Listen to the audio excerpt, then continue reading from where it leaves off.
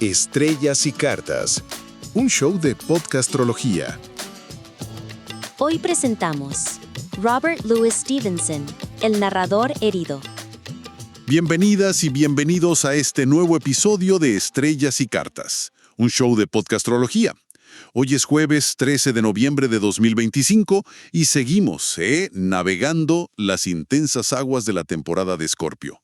Un momento ideal, ¿no?, para sumergirnos en las profundidades de una vida llena de misterio, dualidad y mucha aventura. Justamente, hoy vamos a explorar la vida y, sobre todo, la fascinante carta natal de un verdadero maestro de la pluma, alguien cuya obra y existencia, parecen un espejo de las estrellas. Robert Louis Stevenson. El gran RLS, autor de clásicos inmortales como La isla del tesoro y, por supuesto, El extraño caso del Dr. Jekyll y Mr. Hyde. Su vida fue tan novelesca como sus escritos. Viajes incesantes por todo el mundo, una lucha permanente contra la enfermedad, una creatividad, desbordante. Nacido en Edimburgo, ¿no? 1850. Sí, y estaba destinado a ser ingeniero, fíjate. Pero la llamada de la literatura fue, más fuerte, claramente. Y su carta natal es como un mapa del tesoro para entender esa complejidad. Veremos cómo las posiciones planetarias de su nacimiento, dialogan con su biografía, sus éxitos literarios, esas luchas internas tan marcadas, su legado único que lo llevó a ser conocido como Tusitala, el contador de historias, allá en la lejana Samoa. Suena increíblemente interesante, la verdad. Pero antes de meternos de lleno en este análisis astral, les recordamos que pueden suscribirse y seguir nuestro canal @podcastrología en Spotify, YouTube e Instagram. Sí, así no se pierden ninguna de estas exploraciones cósmicas. Y de paso, nos ayudan un montón. Bueno, muy bien, vamos a desentrañar esto. La vida de Stevenson estuvo marcada por una tensión constante, esa famosa dualidad, donde vemos ese conflicto central reflejado en su carta. Es un excelente punto de partida. Esa tensión es palpable astrológicamente. Por un lado tenemos su núcleo esencial, su Sol, en el signo de Escorpio, a 20 grados, casi 21. Escorpio, claro. Y ubicado en la casa 8. Pensemos en la casa 8 como el sótano de la carta, ¿no? El lugar de los secretos, lo oculto, la transformación profunda, la muerte, la psicología. Y Escorpio es el signo que rige precisamente esos temas. O sea, su identidad más profunda, el Sol, estaba intrínsecamente ligada a explorar lo que está bajo la superficie, lo tabú, lo oscuro. Eso grita Dr. Jekyll y Mr. Hyde, ¿verdad? Totalmente. La respetable fachada ocultando una naturaleza más sombría. Es casi literal. Precisamente. Su yo secreto era de alguna manera su identidad central. Y esa exploración no era solo mental, ojo. Tiene a Mercurio, el planeta de la comunicación, del pensamiento, justo al lado del Sol, a 12 de Escorpio. También en esa casa 8. Ajá. Eso le dio la palabra exacta, la agudeza mental, para narrar esas profundidades psicológicas y, los misterios del alma humana. Tenía como la llave para abrir esa puerta oculta y contarnos qué había detrás. ¿Y qué hay del otro lado de esa tensión que mencionabas?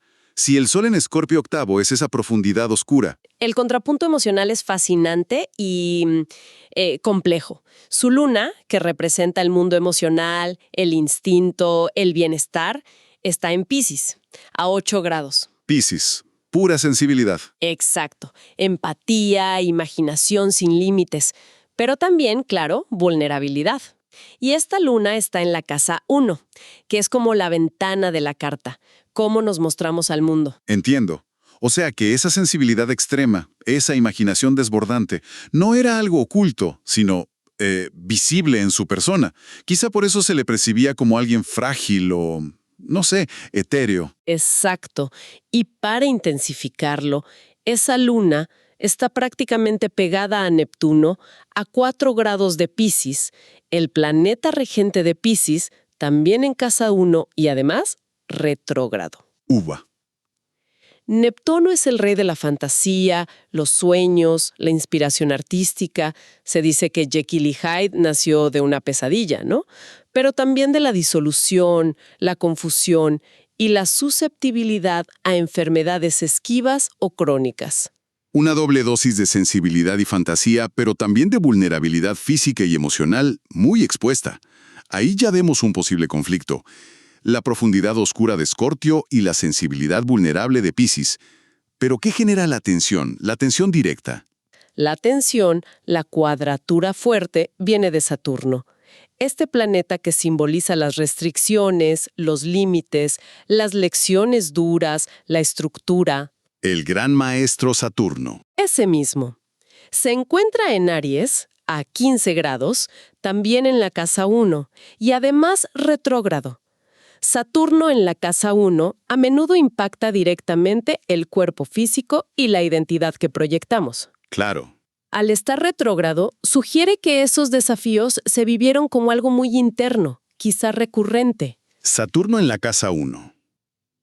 Eso conecta directamente con su lucha constante contra la tuberculosis desde muy joven, ¿verdad? Totalmente. Una limitación física que definió gran parte de su vida y su identidad, obligándolo a esa búsqueda perpetua de climas benignos. Así es.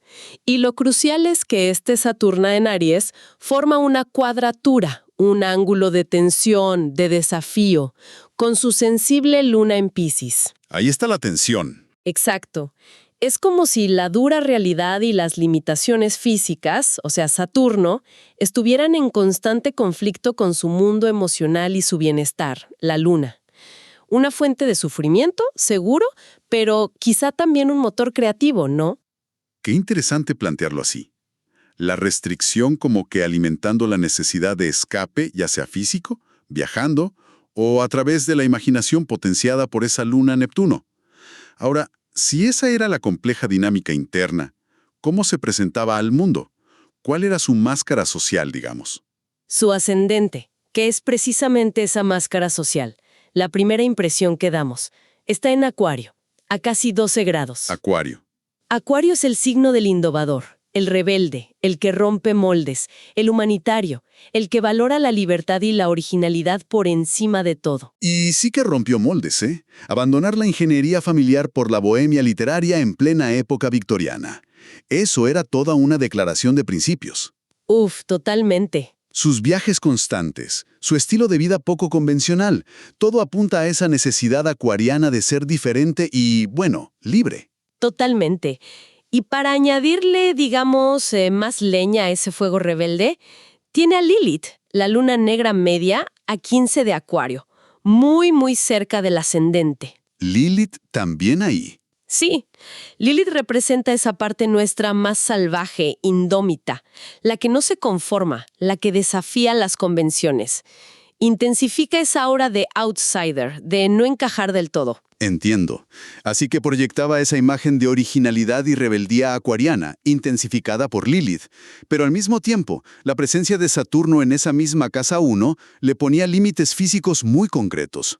Otra dualidad visible entonces. Exactamente.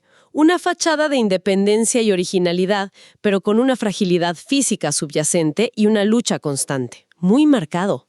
Y esta combinación de energías tan intensas, mucha agua emocional, mucho fuego impulsivo, se ve reforzada por algo llamativo en la distribución de su carta, ¿no? Hay algo que falta. Es una observación clave. Sí. Tiene 0 planetas en signos de tierra. 0. 0. ¿Te imaginas escuchar tu propia carta natal, como este podcast, pero hecho solo para ti? Eso es Tu Carta Podcastral, tu carta natal en podcast. Así es, tal como hoy exploramos la vida de una personalidad a través de su mapa estelar, tú también ahora puedes escuchar tu propia carta natal, Es un servicio único en el mundo. Tu carta natal audible. combinando las nuevas tecnologías Como la inteligencia artificial. y las más recientes interpretaciones astrológicas. Más la pasión por el podcasting. Unimos todo eso y tenemos una experiencia única. Tu Carta Podcastral. Solicítala en www.podcastral.com. O búscanos en Instagram como Carta Podcastral. Tu carta natal. Como nunca la escuchaste. Tiene 0 planetas en signos de tierra. 0. 0. La tierra representa la estabilidad, lo práctico, el anclaje, la rutina, la conexión con lo material. Su ausencia es muy, muy significativa. Por contraste, tiene 7 planetas en agua, emoción, sensibilidad, imaginación, y 7 en fuego, acción, pasión, impulso. 0 tierra. Eso explica muchísimo. Explica esa dificultad para echar raíces, esa inquietud constante, los viajes interminables buscando algo. Salud, sí, pero quizás también una evasión de lo mundano, ¿no? Podría ser, claro. Tal vez también explica cierta desconexión con las preocupaciones materiales, o una forma poco convencional de manejarlas, a pesar de su fama. Pura intensidad y creatividad, pero sin anclas. Precisamente. Una vida vivida a flor de piel, con una imaginación desbordante y una necesidad de acción, pero con una dificultad inherente para encontrar estabilidad física o material. Ese no tener los pies en la tierra parece haber sido una característica central de su existencia, sí. Sí, esa falta de tierra lo impulsaba a moverse, y su mundo interior era tan rico y, bueno, conflictivo. ¿Cómo se canalizó todo eso en su vocación, en su carrera como el gran Tusitala? Para eso miramos el medio cielo, el MC, el punto más alto de la carta, que habla de la profesión, la reputación, el legado, y lo tiene en Sagitario, a 13 grados. Sagitario, el viajero. Exacto. Sagitario es el signo del viajero por excelencia, el filósofo, el explorador de otras culturas, el maestro, el narrador de grandes historias. No podría ser más adecuado. Su imagen pública es inseparable de la aventura, los viajes a tierras lejanas y su rol como contador de historias en Samoa. Su vocación lo llevó literalmente al otro lado del mundo, buscando conocimiento y experiencias. Y aquí viene un detalle fascinante y muy revelador. Justo sobre ese medio cielo en Sagitario, tiene a Quirón a 11 grados de Sagitario. Quirón conocido como el sanador herido. Quirón ahí. En conjunción casi exacta.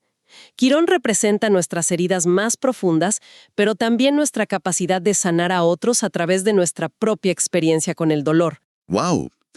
Entonces, su carrera y legado, o sea, el MC en Sagitario, estaban intrínsecamente ligados a una herida, a Quirón. ¿Podría ser su propia herida física, la enfermedad, que lo impulsó a viajar y escribir? ¿Podría ser? ¿Sí? O quizás la herida que exploró tan profundamente en su obra. La dualidad humana, la sombra, el sufrimiento. Ambas interpretaciones son muy probables y, de hecho, se complementan. Su vulnerabilidad física, la herida quironiana, pudo ser el catalizador de su vocación como escritor viajero, el MC sagitariano, buscando curación y, a la vez, material narrativo. Claro. Y simultáneamente su obra se sumerge en las heridas psicológicas y morales de la humanidad, convirtiéndolo en una especie de guía o sanador, si querés, a través de sus historias. Tiene una lógica poderosa y conmovedora, la verdad. Esa conexión entre herida y vocación es muy potente. ¿Y cómo encajan sus relaciones en este mapa? Mencionaste antes su matrimonio, que fue poco convencional para la época.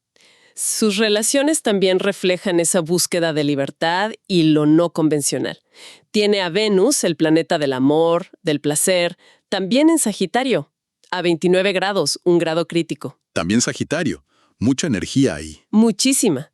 El signo de la libertad, los viajes, las culturas diferentes. Y está ubicada en la casa 11, el área de los amigos, los grupos, los ideales compartidos, las redes. Ah, claro. Se casó con Fanny Osborne, una mujer estadounidense, mayor que él, divorciada, independiente, a quien conoció en Francia. Totalmente Venus en Sagitario en casa 11. Exacto. Buscando amor en contextos libres, extranjeros, quizás idealistas, y dentro de círculos sociales o de amistad. Exactamente. Su vida en Samoa, rodeado de la comunidad nativa con la que formó lazos fuertes, también encaja perfectamente ahí. Y sus intensas amistades literarias, como la que mantuvo por correspondencia con Henry James. Ese grado 29 de Venus, un grado final, a menudo indica que esas temáticas fueron cruciales, ¿no? Una lección importante o una expresión muy intensa en su vida. Es como si sus relaciones más significativas necesitaran ese componente de libertad, de aventura intelectual o de diferencia cultural. Fascinante. Y para ir cerrando el círculo, hay una configuración muy potente en la carta en el área de los recursos y valores. Algo bastante explosivo. Te refieres, sí, a esa concentración de energía en Aries, en la casa 2. La casa 2 habla de nuestros valores personales, cómo nos sustentamos, nuestros recursos materiales y, por extensión, nuestro cuerpo físico como primer recurso. ¿Y qué hay ahí? Ahí encontramos a Urano, a 27 de Aries, y Plutón, a 28 de Aries. Ambos retrógrados y en una conjunción muy, muy estrecha. Casi exacta. Urano, el planeta de la revolución, lo inesperado, la ruptura. Plutón, el de la transformación profunda, las crisis, el poder, la destrucción y regeneración. Juntos en Aries, el signo del inicio, la acción, la autoafirmación, y en la casa de los recursos y el cuerpo. Eso suena intenso. Es una configuración explosiva y además generacional. Indica cambios radicales, Urano, y crisis transformadoras, Plutón, en sus valores, su seguridad material e incluso su cuerpo. Podría relacionarse con su ruptura radical con los valores familiares, ¿no?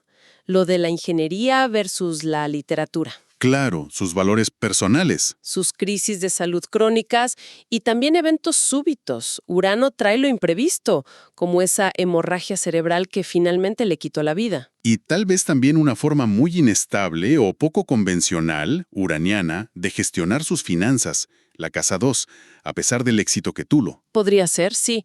Y la cercanía de Saturno, aunque esté en casa 1, seguramente añadía una capa de dificultad o, digamos, lección kármica a toda esa zona de recursos y valores. Sin duda. Toda esa zona era un foco de tensión, de transformación radical y de desafíos constantes en su vida, conectando su cuerpo, sus valores y su estabilidad material de una forma muy dinámica y a menudo crítica. Es asombroso cómo, al mirar la carta completa, las piezas encajan para dibujar un retrato tan coherente de su vida y obra. El ascendente Acuario rebelde, limitado por Saturno en la casa 1.